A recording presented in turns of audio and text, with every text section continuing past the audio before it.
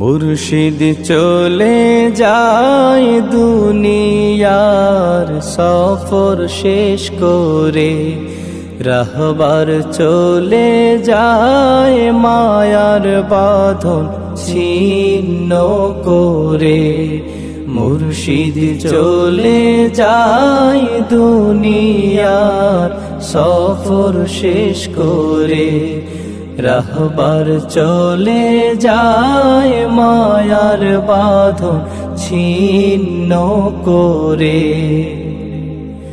মালিককে খুশি করে সফল জীবন গড়ে, মালিককে খুশি করে সফল জীবন গড়ে। ওই চলেছে আপন ঘরে।